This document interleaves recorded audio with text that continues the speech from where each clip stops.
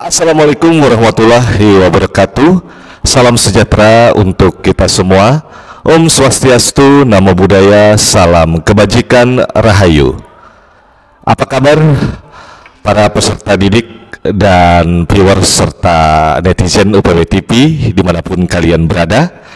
Kembali lagi saya Rano Welum, fasilitator pembelajaran di edisi 20 Desember tahun 2023.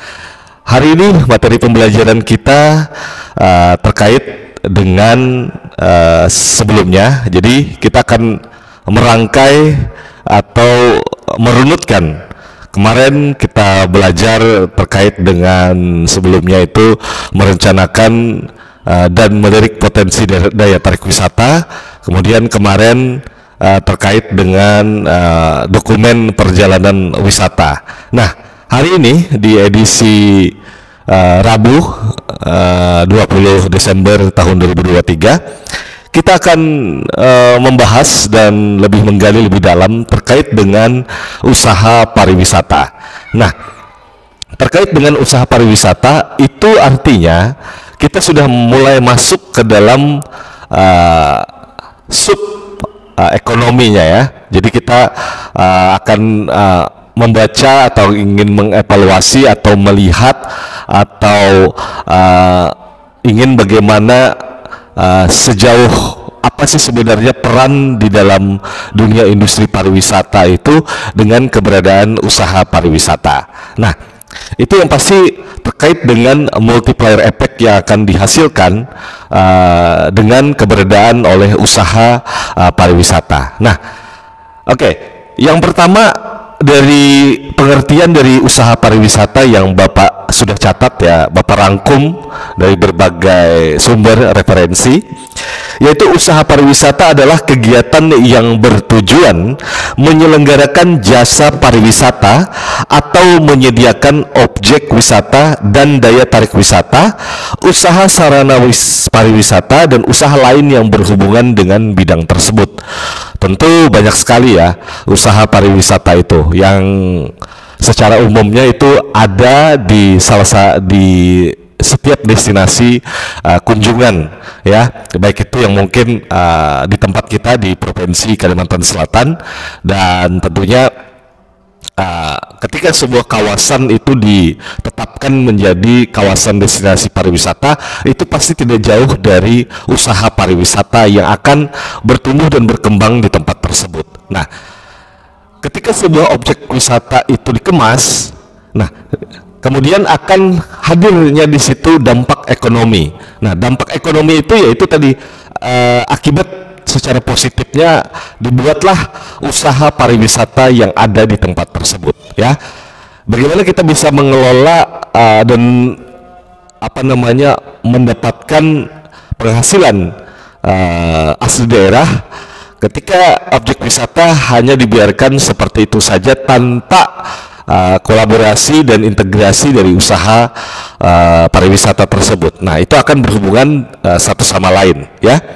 Seperti Bapak sampaikan, usaha pariwisata yaitu yang bertujuan menyelenggarakan jasa pariwisata atau menyediakan objek wisata, daya tarik wisata, usaha sarana pariwisata, dan usaha lain secara ekonomi pada bidang tersebut ya.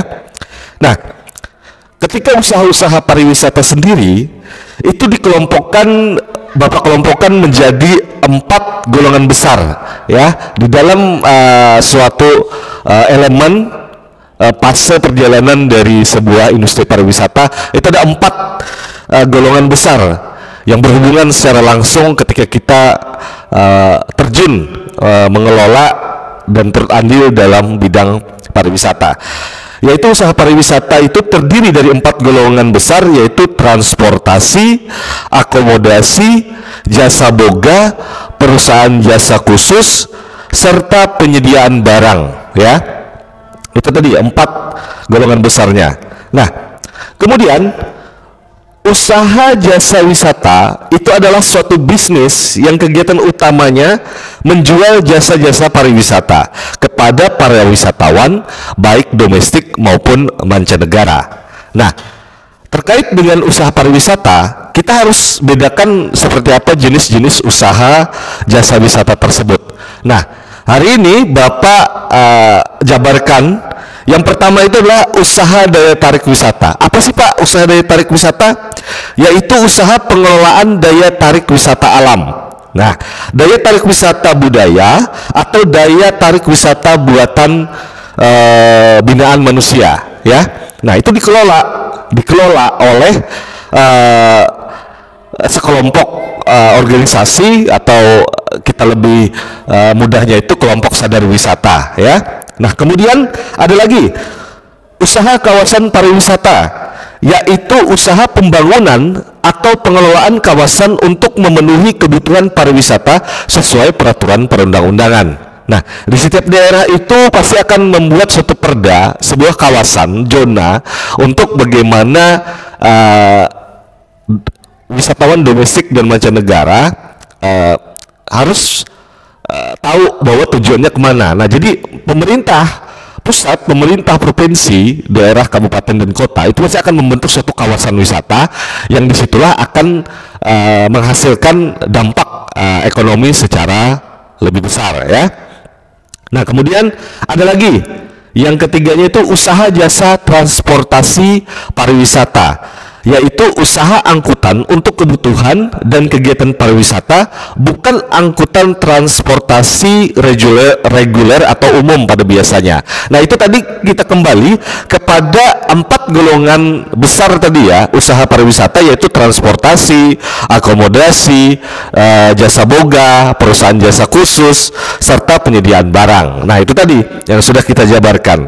Nah, usaha, kalau kita kembali lagi kepada yang itu tadi ada 1, 2, 3, 4. Nah, yang kelimanya itu usaha jasa perjalanan wisata. Nah, usaha perjalanan wisata itu meliputi hal-hal berikut seperti yang pertama itu biro perjalanan wisata. Nah, biro perjalanan wisata ini yang akan bertanggung jawab sebagai penyedia jasa perencanaan perjalanan atau jasa pelayanan dan penyelenggaraan pariwisata, termasuk penyelenggaraan perjalanan ziarah, umroh, dan haji, ya, seperti biasanya. Nah, kemudian kita bagi lagi, ada biro perjalanan wisata, kemudian ada juga agen perjalanan wisata. Nah, agen perjalanan wisata itu adalah salah satu usaha jasa pemesanan sarana seperti pemesanan tiket dan pemesanan akomodasi serta pengurusan dokumen perjalanan, ya. Nah, kemudian itu tadi ada 2, ya, itu yang usaha jasa perjalanan wisata. Itu sudah ada materi-materi pembelajaran sebelumnya Bapak jelaskan perbedaan dari biro perjalanan wisata dan agen perjalanan wisata. Tapi secara umumnya kedua komponen ini itu merupakan sebuah usaha jasa, ya. Biro perjalanan dan juga agen perjalanan itu saling keterkaitan dan sangat terikat, ya, antar kedua belah pihak. Oke, kita hari ini di edisi pembelajaran ini kita belajar secara umum mengupas usaha-usaha pariwisata itu, ya. Kemudian tadi ada 4 komponen besar tadi, usaha jasa makanan dan minuman, ya, atau usaha jasa boga. Itu merupakan usaha penyediaan makanan dan minuman yang dilengkapi dengan peralatan, perlengkapan untuk proses pembuatan, penyimpanan, dan penyajiannya. Nah, di dalam usaha jasa makanan dan minuman atau boga ini dibagi kembali menjadi 3, ya, 3 komponen, ya, atau 3 sub tersebut, seperti restoran, ya, kemudian bar, kemudian ada kafe, kemudian ada juga jasa catering, dan pastinya penjualan pusat makanan ringan, ya, yang di setiap kawasan wisata itu pasti akan hadir ada merchandise, souvenir, ya kan, dan makanan-makanan khas ringan lainnya di daerah tersebut. Oke. Nah,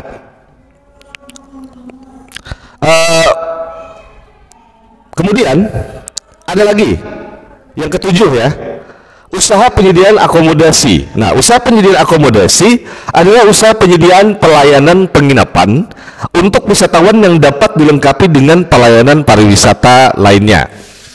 Nah, seperti yang kita tahu bahwa di dalam usaha penyediaan akomodasi itu pasti ada berhubungan dengan hotel, ya, villa, persinggahan, ya kan, karapan, pondok wisata, dan juga bumi perkemahan. Nah, itu salah satu akomodasi yang disediakan di dalam usaha pariwisata. Nah, kemudian yang kedelapan itu adalah usaha penyelenggaraan kegiatan hiburan dan rekreasi, yaitu adalah usaha yang menyelenggarakan kegiatan berupa seni pertunjukan, arena permainan, karaoke, serta kegiatan hiburan dan rekreasi lainnya yang bertujuan untuk pariwisata, tetapi tidak termasuk di dalamnya wisata tirta dan spa, ya. Apa sih sebenarnya usaha penyelenggaraan kegiatan hiburan dan rekreasi? Salah satunya yaitu gelanggang olahraga, kemudian gelanggang seni, arena permainan, hiburan malam, taman rekreasi, karaoke, kemudian jasa impresariat atau promotor, ya. Nah, kemudian yang kesembilan itu ada usaha jasa penyelenggaraan pertemuan, perjalanan intensif, konferensi, dan pameran atau MICE, ya. Itu secara umum kalian sudah pada tahu ya, di materi pembelajaran ada sudah Bapak jelaskan sebelumnya. Nah, ada lagi sebenarnya ini salah satu yang juga perlu menjadi peluang bisnis baru di dalam usaha pariwisata, yaitu usaha jasa informasi pariwisata. Nah, apa sih informasi pariwisata itu yang kok tiba-tiba bisa dijadikan sebuah usaha, ya? Nah, adalah usaha penyediaan data, berita, feature, foto, video, dan hasil penelitian mengenai kepariwisataan yang disebarkan dalam bentuk bahan cetak, elektronik, dan juga digital. Ya, mungkin seperti ini. Ya, ini salah satu ketika kita berinteraksi di dalam channel YouTube ini, di UPW TV ini merupakan salah satu bentuk usaha jasa informasi pariwisata. Nah, mengapa ini menjadi penting? Ketika ini peluang ini bisa ketika kalian mempunyai kemampuan di dalam mendesain grafis, kemudian membuat ahli dalam membuat feature, berita, pamflet, brosur. Nah, ini penting. Kalian bisa datang ke Biro Agen Perjalanan Wisata, kalian tawarkan kemampuan kalian. Ketika misalnya ada wisatawan domestik maupun mancanegara ingin memiliki sebuah kenangan dalam bentuk dokumentasi, nah ini tadi usaha jasa informasi pariwisata itu merupakan peluang yang cukup besar, ya. Nah, itu makanya manfaatkanlah gawai kalian untuk kalian membuka wawasan cakrawala kalian bahwa ternyata usaha pariwisata ini cukup luas dan sektornya sangat begitu luas. Nah, itu tadi, ya. Kemudian yang ke-11 itu, ya, usaha jasa konsultan pariwisata. Nah, usaha jasa konsultan pariwisata yaitu adalah penyediaan sarana dan rekomendasi mengenai studi kelayakan, perencanaan pengelolaan usaha, penelitian dan pemasaran di bidang kepariwisataan. Nah, terkait dengan usaha konsultan ini mungkin lebih banyak arahnya ke tim, ya, ke tim akademik, di mana misalnya kita punya usaha ingin membangun contoh sederhananya itu ingin membuat kafe, ya, kita pasti perlu adanya tim konsultan yang bisa menghitung dari biaya pertama hingga biaya akhir, ya, sampai break even point atau dari awal mula operasionalnya seperti apa, cara manage sebuah kafe, sebuah usaha, itu kita pasti perlu namanya konsultan, ya. Kemudian usaha jasa pramuwisata. Nah, usaha jasa pramuwisata itu yang Bapak sebelumnya juga jelaskan itu ada di organisasi HPI, ya, Himpunan Pramuwisata Indonesia. Nah, itu salah satunya usaha penyediaan dan pengorganisasian tenaga pemandu wisata untuk memenuhi kebutuhan wisatawan atau kebutuhan Biro Perjalanan Wisata. Nah, tentu ketika kita menjadi seorang owner atau manajer dari Biro Perjalanan dan agen perjalanan wisata, tentu kita membutuhkan seseorang pemandu atau seorang pandu di tempat tersebut, atau orang lokal yang kita latih, yang kita beri pendidikan course ya kan secara singkat bagaimana mengelola sebuah kawasan dengan bercerita atau storytelling, dan bagaimana mereka dengan sikap hospitality, dengan keramahan, dengan sikap, dengan penampilan yang baik. Nah, tentu itu salah satu pekerjaan dari usaha jasa pramu wisata. Nah, itu sendiri juga dibayarnya per jam, juga per hari. Nah, itu tergantung kalian bagaimana mengkondisikan dari jumlah keuntungan kalian dan dibagi dengan membayar jasa pramu wisata tersebut ya. Oke, setelah tadi kemudian ada lagi usaha pariwisata lainnya, yaitu usaha wisata tirta. Ya, usaha wisata tirta ini adalah usaha pariwisata yang menyelenggarakan wisata dan olahraga air, termasuk penyediaan sarana dan prasarana serta jasa lainnya. Ya, yang dikelola secara komersial di perairan laut, pantai, sungai, danau, dan waduk atau buatan ya. Contoh sederhananya yaitu tadi waterboom ya kan. Nah, kemudian di pantai itu ada banana boat ya kan, kemudian itu ada apa namanya motor pantai gitu ya, kemudian ada yang membuat istana pantai gitu ya, dan banyak lainnya lah pokoknya yang berhubungan dengan usaha air, dan lebih biasanya hiburan untuk anak-anak ya. Nah, itu adalah usaha wisata tirta. Nah, kemudian kita kembali lagi kepada usaha pariwisata lainnya, yaitu usaha spa. Nah, spa ini terkait dengan usaha, masih masuk di dalam usaha pariwisata, yaitu usaha perawatan yang memberikan layanan dengan metode kombinasi terapi air, terapi aroma, pijat, rempah-rempah, layanan makanan, minuman sehat, dan olah aktivitas fisik dengan tujuan menyeimbangkan jiwa dan raga. Nah, biasanya kalau usaha spa ini biasanya kadang-kadang bisa berdiri sendiri, bisa juga bergabung dengan akomodasi lain seperti hotel, ya kan?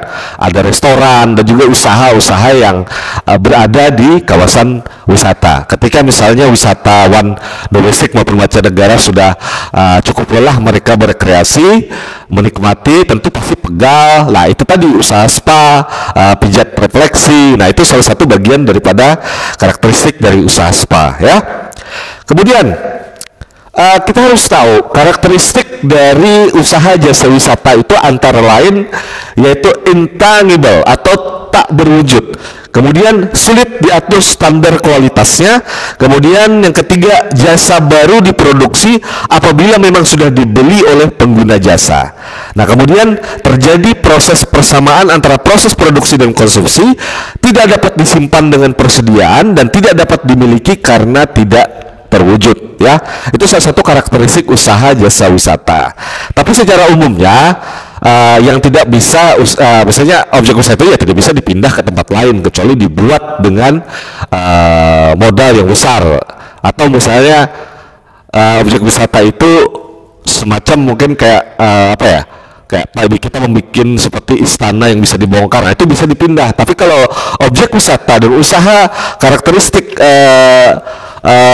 jasa wisata itu tidak bisa dipindah-pindah, karena memang ya di situ, di kawasan tersebut yang itu tadi menjadi sebuah kenangan dan dapat dimanfaatkan dan dinikmati oleh wisatawan ya.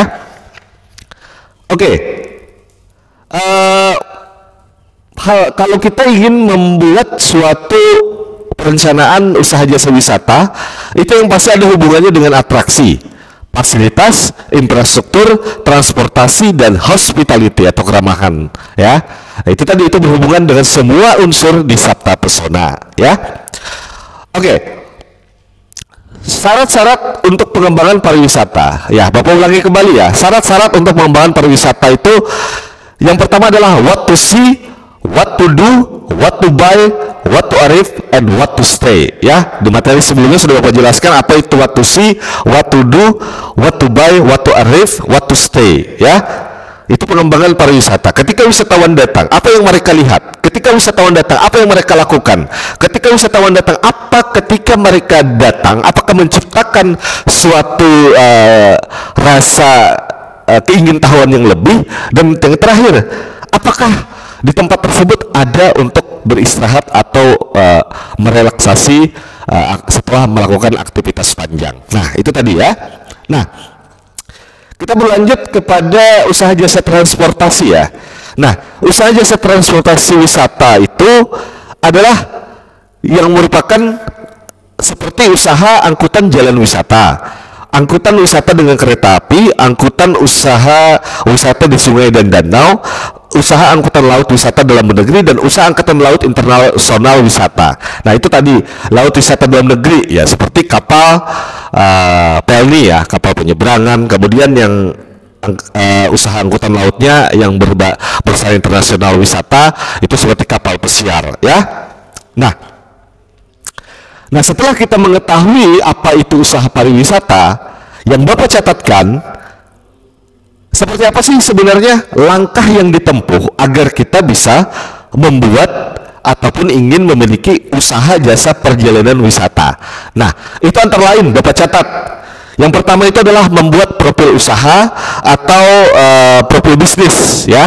Kalian buat dulu visi misi tujuan usaha kalian, kemudian memetakan lokasi wisata yang menjadi target dari sebuah agen wisata. Nah, kalian harus tahu wilayah itu apakah ingin kalian buat apa, dan setelah itu kalian MOU dengan agen wisata ya.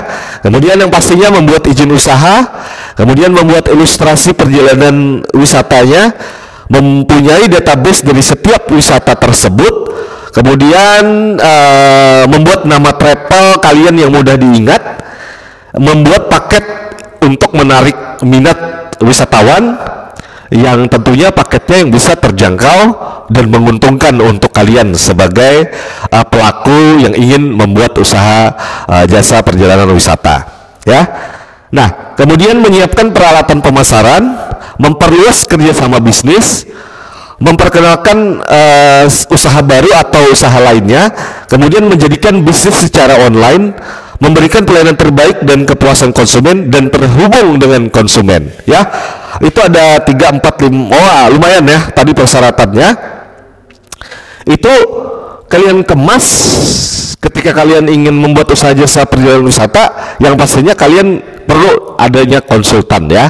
Kalau perlu misalnya kalian punya teman yang mungkin magang ataupun bekerja ataupun pernah bekerja di biro travel perjalanan wisata maupun agen perjalanan wisata, kalian bisa diskusi sharing ya. Diskusi sharing seperti apa sih ketika keinginan kalian ingin membuat perusahaan usaha pariwisata ya. Oke.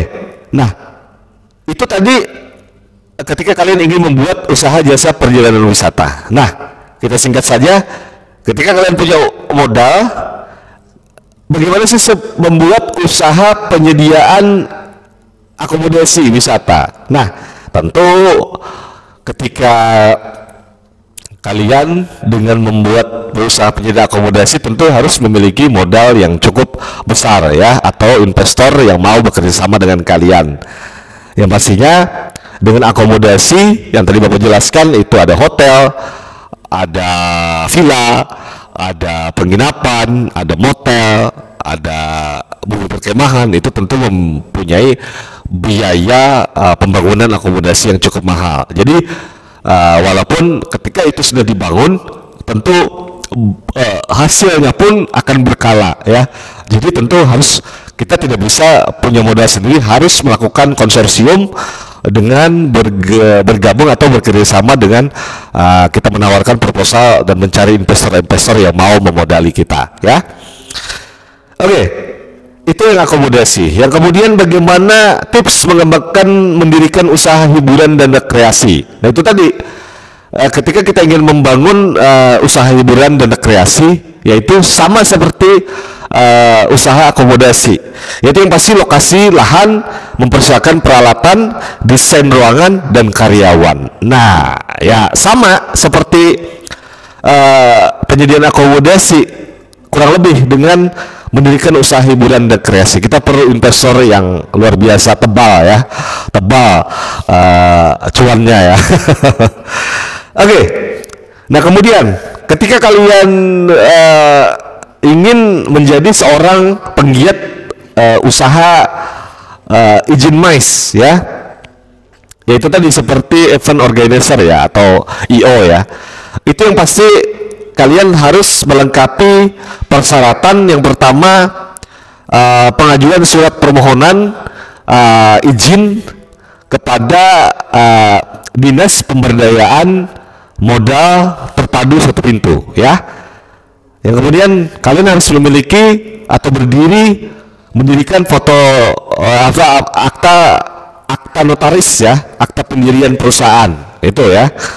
Kemudian fotokopi KTP pemilik dan pimpinan perusahaan, kemudian sertifikat khusus profesional convention organizer, kemudian keberadaan dan bukti kepemilikan kantor, dan juga surat izin gangguan atau HO ketika kalian ingin melaksanakan suatu IPAN, mendapatkan proyek penunjukan langsung ataupun ikut tender, itu kalian harus memiliki izin membuat izin keramaian ya. Itu tadi bisa ke DPM Dinas Pemberdayaan Modal Pelayanan Terpadu Satu Pintu. Di situ juga ada izin dari pihak berwajib juga ya.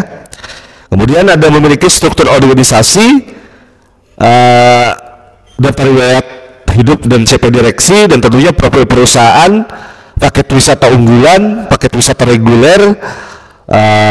Kalau kalian ingin mempekerjakan tenaga kerja asing, itu harus memiliki IMTA atau izin mempekerjakan tenaga asing. Kemudian surat kuasa untuk mengurus izin sekaligus surat pernyataan terkait dengan keabsahan dokumen yang ditandatangani oleh direktur perusahaan. Atau misalnya ketika kita ingin membuat perusahaan ini secara besar ya, kita pasti perlu namanya konsultan yang mungkin bisa mewakili kita bagaimana mendirikan suatu perusahaan IO ya. Itu berhubungan dengan outbound ya kan, inbound ya, yang membawa grup-grup besar yang ingin melaksanakan study tour ya kan, outbound, inbound, dan perjalanan-perjalanan dinas yang pasti akan memberikan keuntungan buat kalian yang ingin menjadi pelaku-pelaku pariwisata ya. Nah, kemudian terkait dengan ingin memiliki itu sama tadi ya, yang tadi Bapak catat, prosedur pengajuan izin MICE itu sama dengan prosedur kriteria sebagai destinasi MICE ya, meeting incentive, convention, dan exhibition. Ya, seperti ketersediaan fasilitas, reputasi layanan yang berkualitas tinggi, jarak wisata bagi peserta, kualitas promosi, citra tempat penyelenggaraan, harga, nilai mata uang, cuaca, kemudian kegiatan yang ditawarkan, dan aksesibilitas ya, kemudahan untuk mengakses website usaha kalian ataupun produk paket kegiatan MICE kalian ya. Itu kurang lebih itu salah satu ya juga komponen yang mendukung dari sebuah pengajuan izin memiliki usaha pariwisata MICE ya. Nah, yang mungkin terakhir yang harus ketika kita ingin menjadi atau membuat suatu organisasi, paling enak itu kalau kita bergabung ke organisasi jasa pramuwisata. Tapi kalau kita ingin membentuk di setiap kawasan destinasi wisata yang ada di daerah kita, itu biasanya kita bisa bentuk organisasi. Tentu syarat usaha jasa pramuwisata ya, kita bentuk komunitas pramuwisata atau pemandu wisata yang berskala lokal, bukan nasional ya, tapi berskala lokal di kawasan tersebut, yang dapat menjadi salah satu kolaborasi dengan masyarakat setempat. Jadi kita libatkan masyarakat yang ada di kawasan objek wisata tersebut untuk bagaimana mereka bisa menjadi seorang pemandu atau pramu wisata ya.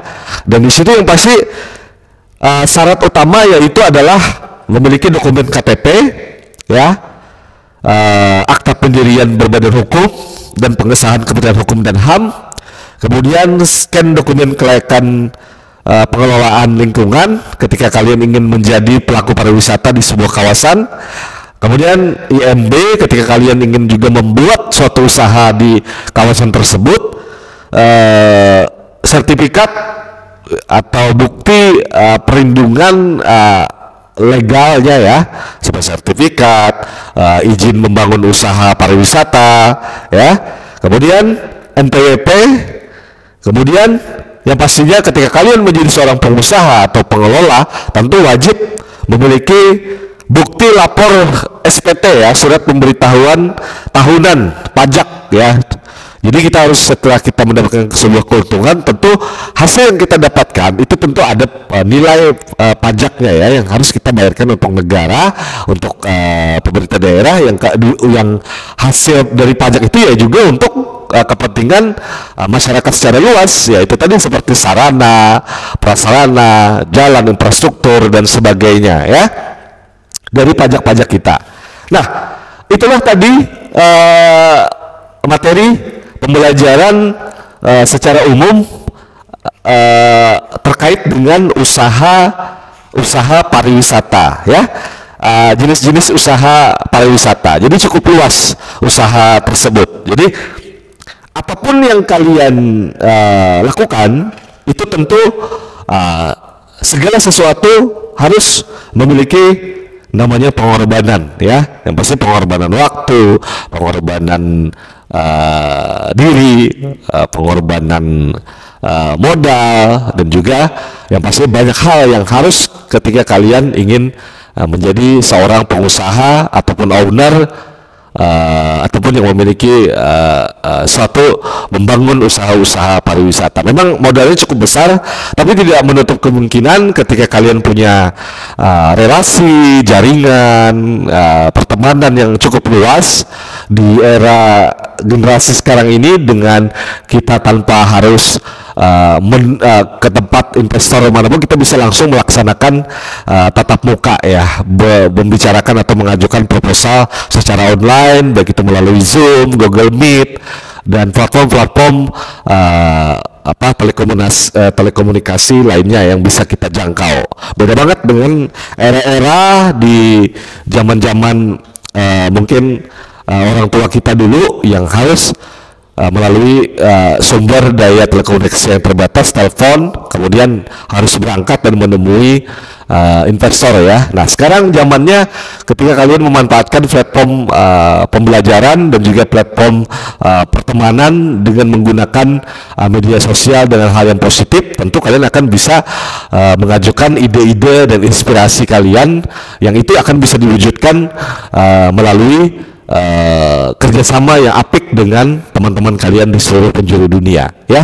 Tentu ketika kita ingin mendapatkan investor, tentu kita harus bisa berkomunikasi dengan lebih baik, meyakinkan investor kita dengan modal yang telah kita buat melalui proposal digital yang kita share ke investor tersebut. Mudah-mudahan bisa diterima. Yang pastinya yang pengalaman yang mengajarkan adalah yang pasti ketika kita sudah melakukan modal, kita bangun itu semua, dan kita bentuk dari pondasi dasarnya adalah kejujuran dan kepercayaan yang harus kita jaga kepada pihak para investor yang telah menanamkan modalnya kepada kita ya.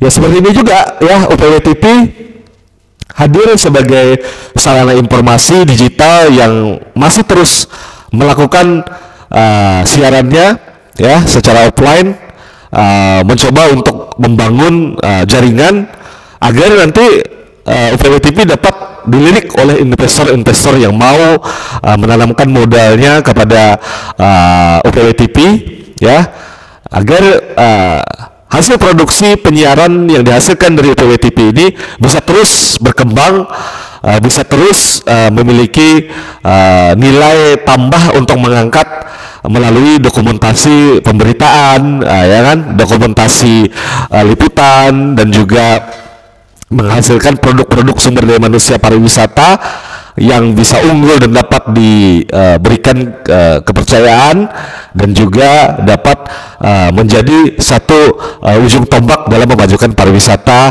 di Provinsi Kalimantan Selatan khususnya ya, dan Kalimantan dan Indonesia pada umumnya. Nah, harapan tersebut mohon maaf.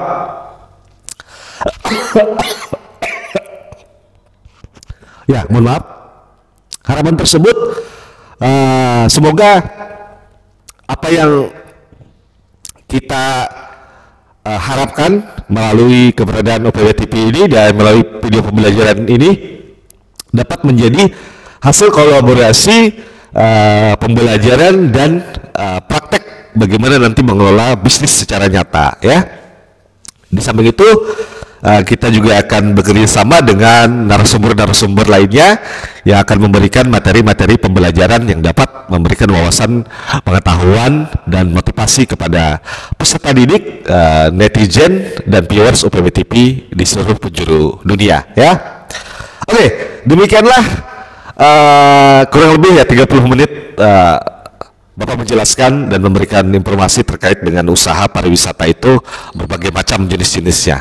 Yang pastinya Bapak ucapkan terima kasih atas segala perhatiannya, dan tentunya yang kalian yang saat ini masih berlibur, manfaatkanlah dan tentu selalu saksikan UPW TV, penontonlah dan saksikanlah, dan juga saksikan juga channel-channel lainnya yang terus meningkatkan pengetahuan dan wawasan kalian lebih optimal dan dapat membuka cakrawala dan cita-cita kalian agar bisa digapai lebih baik lagi ke depannya ya. Oke, Bapak usaikan dulu pertemuan kita di edisi Rabu 20 Desember tahun 2023, dan pastinya kita akan kembali lagi ke materi pembelajaran berikutnya, dan tentunya Bapak ucapkan selamat berlibur untuk seluruh peserta didik usaha layanan pariwisata dimanapun kalian berada. Saya Rano Welum, fasilitator pembelajaran dari UPW TV, mengucapkan wassalamualaikum warahmatullahi wabarakatuh. Salam sejahtera untuk kita semua. Om Swastiastu, Namo Buddhaya, salam kebajikan, rahayu, dan tentunya salam pariwisata Banua. Dan kurikulum Merdeka Belajar membuat kita terus belajar dimanapun dan kapanpun. Semangat merdeka!